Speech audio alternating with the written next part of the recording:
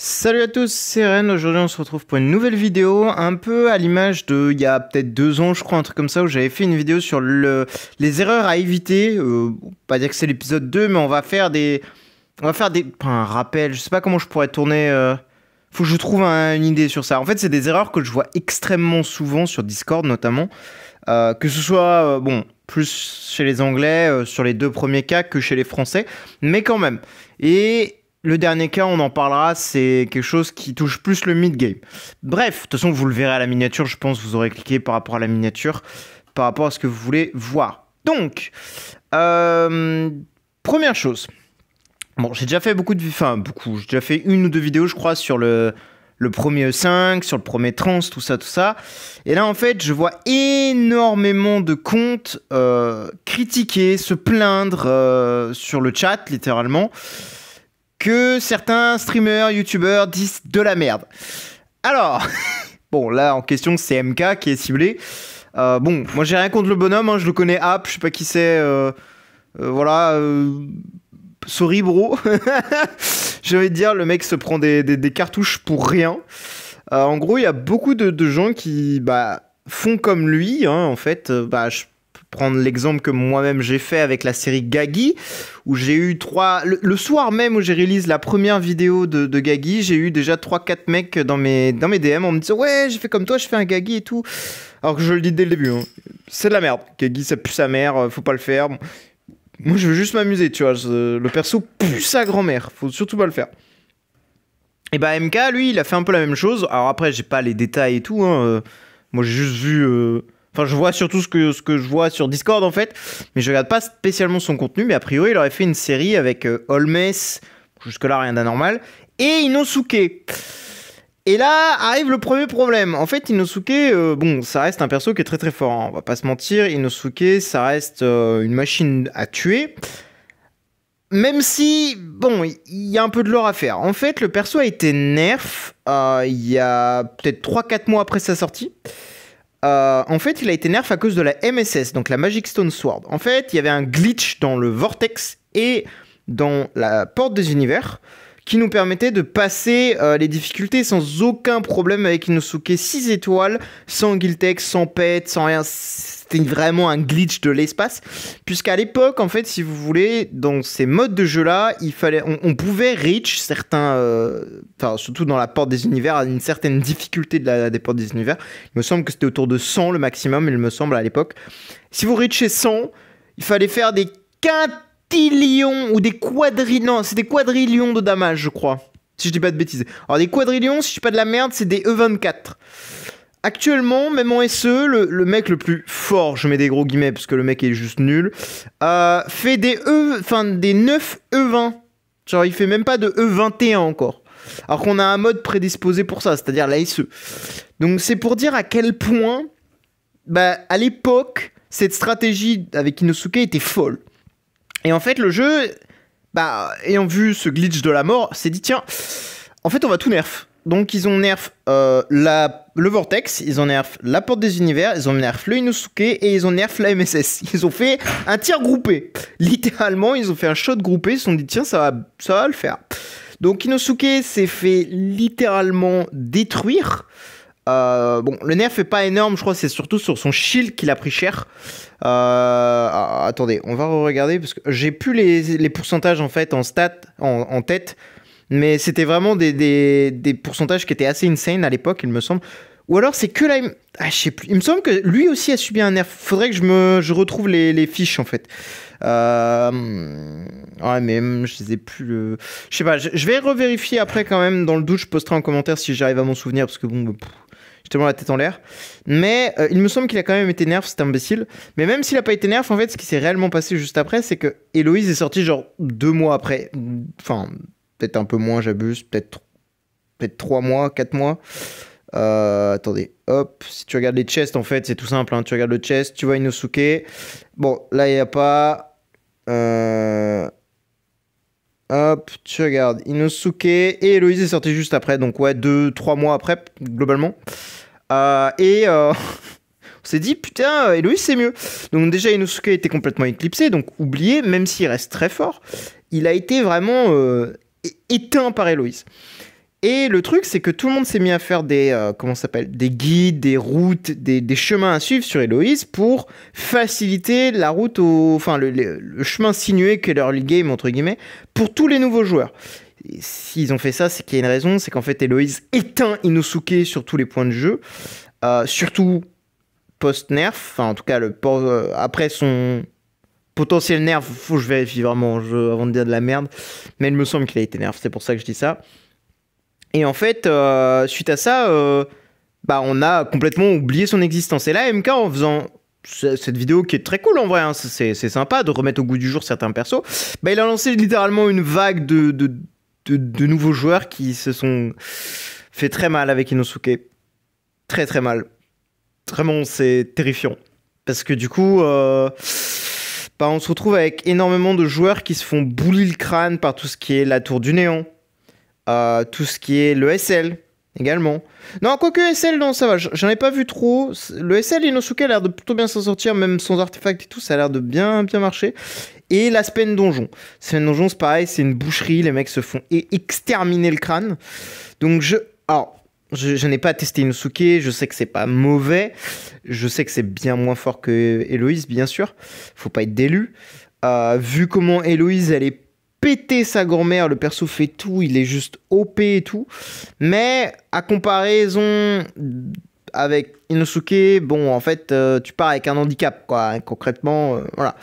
Et en fait, beaucoup de joueurs se sont mis à se plaindre de ce mec, de MK, alors que il n'est pas réellement responsable. Alors, là, je sais pas, hein, pour moi, je le vois pas comme un responsable direct, même si, il véhicule l'idée, bien sûr, mais après, ça dépend comment il fait ses trucs. Ouais, en fait, là, je peux pas m'avancer parce que techniquement, je regarde pas son contenu.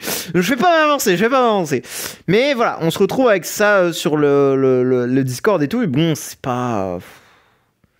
Bon, bref, moi, ça m'embête. Tout simplement, le meilleur tip que je puisse vous donner, c'est suivez ce qu'on vous indique. Dans des guides, dans les machins comme ça. Faites Héloïse, vous cassez pas la tête. C'est pas original, on s'en fout. C'est le truc le plus efficace de la planète, en fait. Le truc roule sur absolument tout. Même moi, quand je l'ai refait là récemment, j'ai été choc-barde à quel point c'est stupide une Héloïse. Ça n'a aucun sens. En fait, j'avais déjà refait... je sais plus sur quelle série j'avais fait ça. Mais je m'étais refait avec une Héloïse, j'avais fait pour la première fois une Héloïse First Strike. C'était vraiment déjà stupide, tu vois, je trouvais que c'était vraiment fort.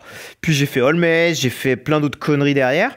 Et là, j'ai retesté par acquis de conscience. C'est vraiment stupide, ça n'a aucun sens. Vraiment, ça n'a aucun putain de sens, c'est aberrant. Enfin, bref. Et voilà.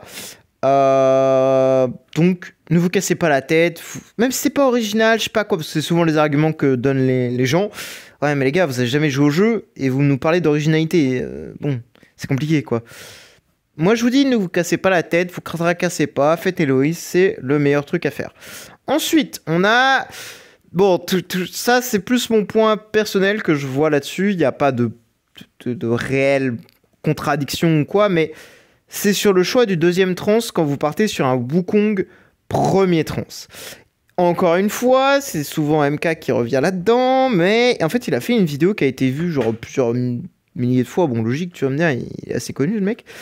Où en fait, il a un compte Wukong avec un compte TBB et il fait TBB second trans, tout ça. Enfin bon, bref. Et pareil, ça a lancé une vague de mecs qui font ça. Et là, pareil, c'est... Oh, c'est une catastrophe. C'est une catastrophe. Ne faites pas ça, vraiment. Alors, d'un point de vue... purement, comment dire, utilitaire, ça marche très bien. TBB et Wukong, ensemble, fonctionnent très très bien, il n'y a aucun problème là-dessus. Je suis tout à fait d'accord avec ça.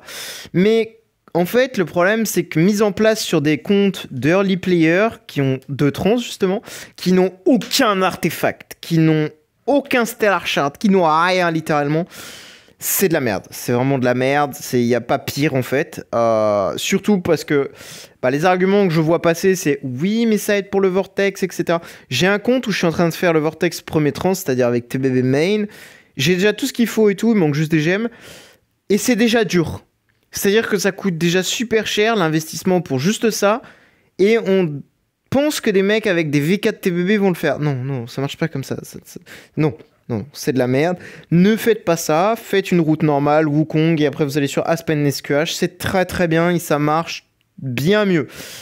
Et le second argument qu'on voit souvent passer, c'est pour la campagne. Ouais, je crois que vous n'avez pas compris qu'au 1, 4 et des poussières, bon là je peux pas vous le montrer, là je suis sur un autre compte, au 1, 4 et des poussières, c'est des Sherlock en fait que vous allez tabasser. Les Sherlock, ils vont juste vous full CC, vous renvoyer vos CC, vous allez pleurer. C'est aussi simple que ça. C'est pour ça que c'est un peu... Enfin, moi en tout cas, c'est ce que je vois énormément hein, sur les Discord, surtout anglais. Pas tellement français encore pour l'instant, je vois beaucoup de mecs faire Wukong et tout. Ce qui est une très bonne chose, hein, Wukong, premier trans extrêmement fort. J'ai déjà fait plusieurs vidéos sur le sujet du premier trans.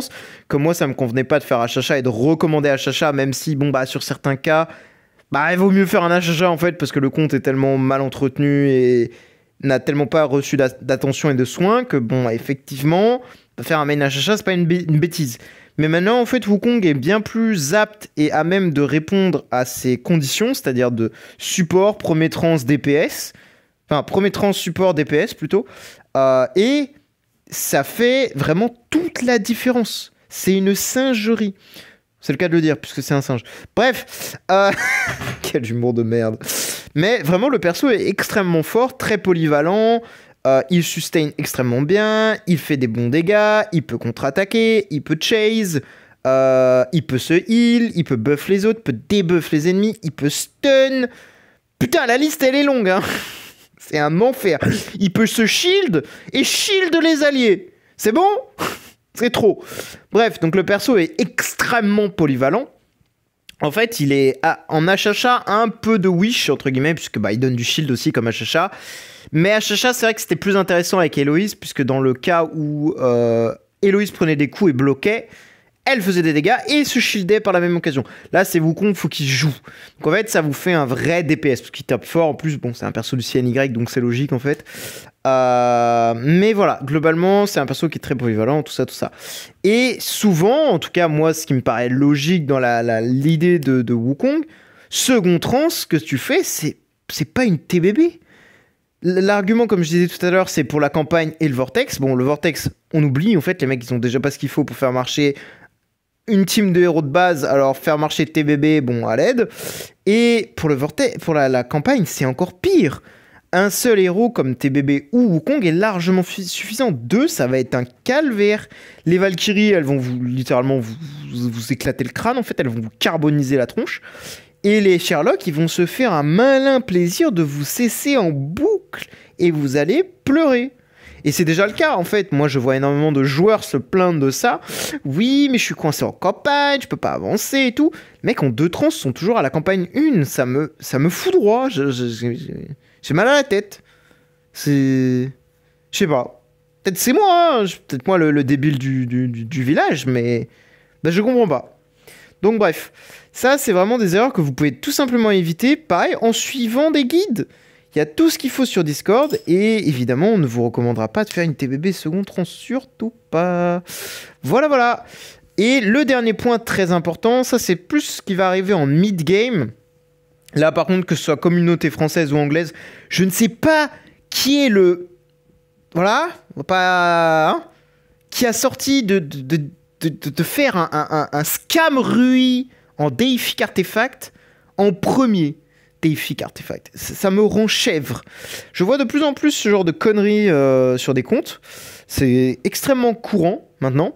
Mais effectivement, alors, j'ai pas encore l'info d'où ça vient. J'ai essayé de me renseigner, mais bon, a priori, ça vient pas de youtubeur ou de streamer déjà. Donc, bon, bah voilà. On pourra pas taper sur quelqu'un. Entre guillemets. Mais là, c'est vraiment personnel. C'est vraiment quelque chose qui m'énerve au plus haut point.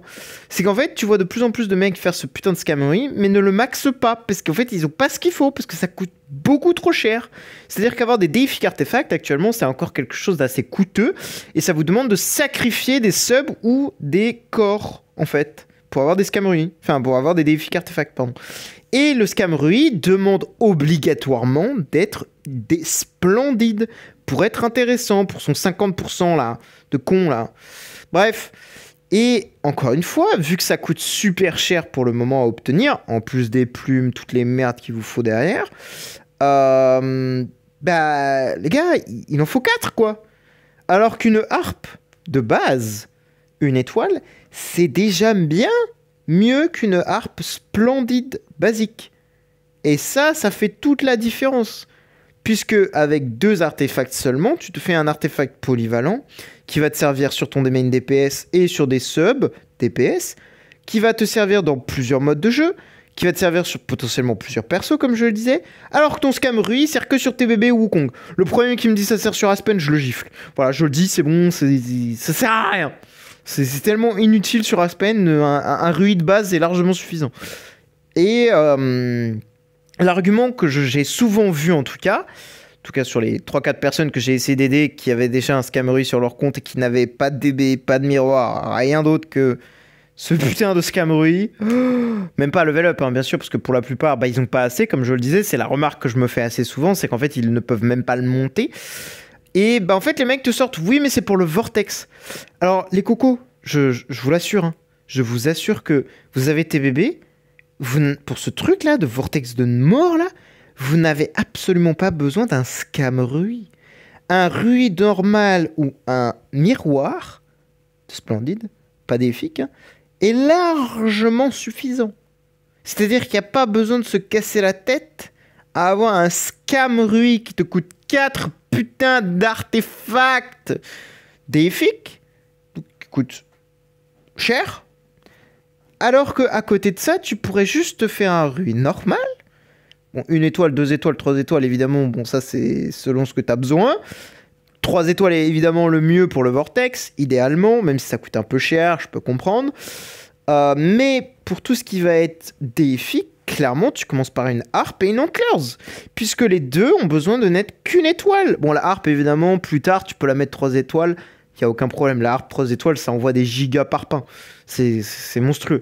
Mais absolument pas en premier, tu ne fais absolument pas de Rui. Ça va, je vous jure, hein, ne pas faire de Rui en premier défi artefact, ça va vous économiser beaucoup de problèmes. Mais vraiment beaucoup. Parce que pareil, encore une fois, on revient sur la Antlers et la harpe. Ce sont des artefacts extrêmement polyvalents qui peuvent vous servir sur plusieurs persos différents, dans plusieurs modes différents. Et ce qui n'est pas le cas du Rui, en fait. C'est de la merde, ça sert que pour de la campagne, encore. Bon, du Vortex, si vous voulez. Bon, encore une fois, du Vortex, bon... j'ai jamais vu... surtout pour premier déifique, genre un mec qui va s'amuser à aller éclairer le Vortex avec un putain de... Merde, j'ai perdu. Ah oui, mais j'ai pas mes trucs. Mais voilà. Donc ça, encore une fois, c'est un truc que je vois très très souvent passer. Mon advice, évidemment, c'est de ne pas faire de Scam Rui, plutôt d'aller chercher une harpe et une antlers. 1 étoile, c'est largement suffisant. Donc c'est-à-dire que pour le prix de 1 Scam Rui, tu as 2 artefacts déifiques qui sont polyvalents, qui vont te servir sur différents personnages et qui seront bien plus efficaces. C'est tout. Et ça, encore une fois, hein, c'est un truc... Bon, j'ai pas de check, ça, j'avoue, j'ai pas de check, je devrais aller check. Mais je suis à peu près sûr que tous les serveurs avec des gens normalement constitués, ils sont capables de dire qu'il ne faut pas faire de Scam Rui en premier trans, quoi. Enfin, en premier défi, pardon.